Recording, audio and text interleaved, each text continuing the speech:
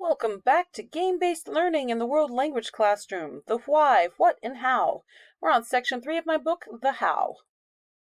I'm Madame Sensei. I teach Spanish, French, Japanese, and English to high schoolers out here in the beautiful Pacific Northwest. If you want to help me bounce ideas off of each other, meet me at the Minecraft Education Ambassadors or the Minecraft Teachers Lounge, the Duolingo Educators Network, or at RockSem and at studio-nemo.com. We've been talking about project-based learning. Now, everything I've been saying, it sounds like a lot of work, but it's really fun, first of all. Fun work is okay, right?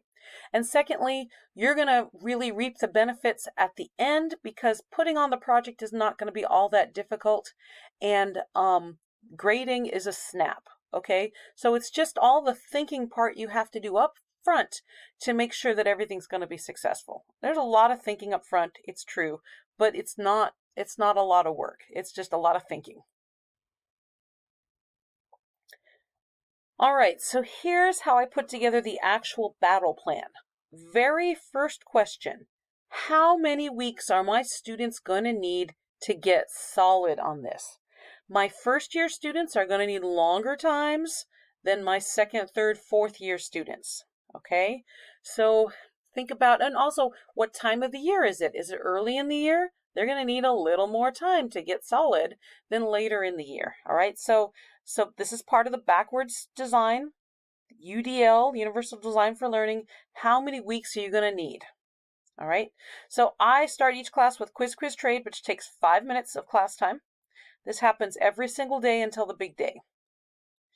And then during the quiz trade, I walk around and listen. I put myself in the game.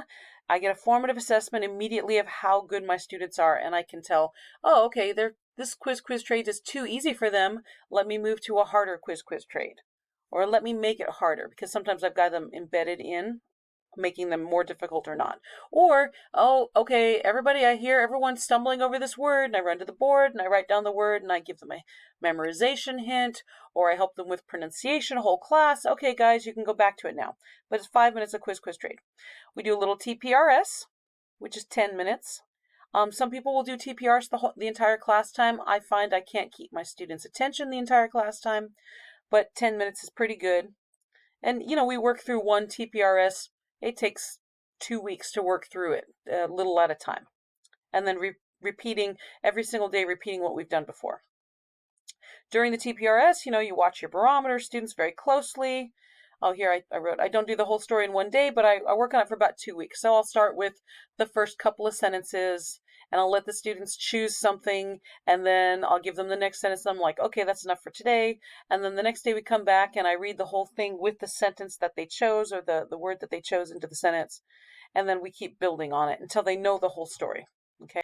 Then I generally like to find a song with vocabulary that we're working on. Songs are great because they have that repetition built right in. Okay, we'll listen to it. We'll sing it through. I'll teach them a verse at a time. That 3 minutes might be just practicing a verse. It might be teaching some words, whatever. Eventually, we're just singing the song one time through per day.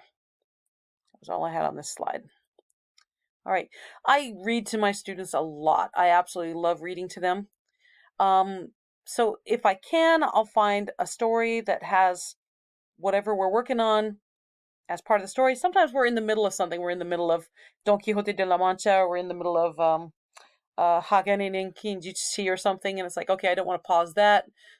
Fortunately, maybe it's got something that ties in, maybe it doesn't, but generally I try as much as I can to find something that we can work on if we're in between one of my big stories. And then, of course, I've got to put together some mini lectures about the culture that the students need to know. And that will be about 5 to 10 minutes of class time. So I'll have pictures lifted from the textbook. Remember last episode I said, if you can lift an entire lesson out of the textbook, go ahead and do that, right? Or maybe you can find something on YouTube. Here, this is the Tour de France. So I've got to tell the students how it evolved. I've got to explain here. I'm explaining le peloton. All right. Normally I have this picture covered, but I'm showing how the bikers are in this kind of formation, and then we eventually talk about the wind shear factor, and I show them this picture, and then they realize, oh, okay, that's the way geese fly, and then I'll show them this, and they know the word peloton because of the company, and now they can associate peloton with this shape, okay?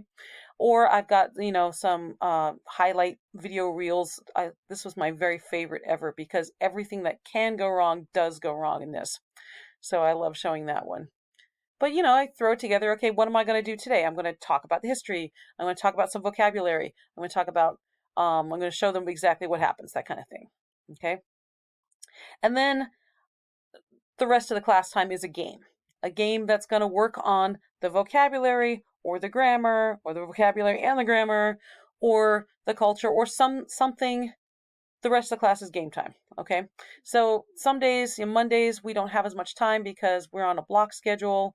We have more time on Tuesdays, Wednesdays, Thursdays, but it's going to be a game that takes up. So these games are all staggered so that the students can learn the vocabulary. All right, I don't dump them in on the hard games immediately. So early games, when they're just getting used to the vocabulary, we'll do a drawing game, maybe a Frere diagram, maybe a pictorial input chart, maybe a term information picture, or a drawing dice game. A blue kit, I love blue kit for the early stages. Jenga for the early stages. I don't use Jenga for the later stages. +1 thinking routine, Harvard Project Zero. Oops, I grabbed the wrong thing. Cards with the vocabulary to manipulate. I'm going to show you how I embed the cards coming up. But I've already talked about that in an earlier video too. Scrambled sentences. So I've written sentences and then cut them up, and then students have to put them back into order. Certain of the mini whiteboard games are great in the early stages when they're just getting used to the vocabulary. And then Duolingo, at the moment, we can't assign specific Duolingo, but I use Duolingo. I leverage it a lot during class time. Just, hey, this is what you guys are going to see. At the moment, we can't assign, so I've got a whole episode on how to fake your way assigning Duolingo. So check that out if you're interested. Duolingo is just homework because I don't want to take it out during class time. As the students get better at the vocabulary, they're starting to memorize it. They're getting more comfortable pronouncing it and everything. Then, at that point, we'll play Go Fish or $20,000 Pyramid, some kind of battleship game, certain mini whiteboard games that are more complex than the earlier ones. Prepare for Teams Games Tournament, which takes 2 days because they've got to have at least a practice day and then the day that they play. And then cards with the vocabulary to arrange into sentences, which is kind of different than scrambled sentences. Writing song verses with the vocabulary cards. That's also really fun. Okay, and each of these I have another video about.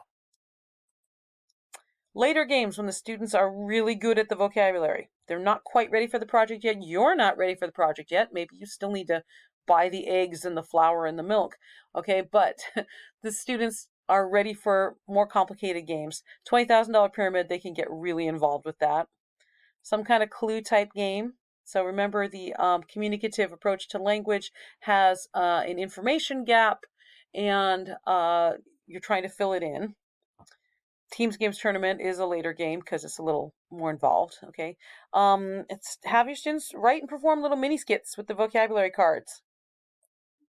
All right, those are all later games.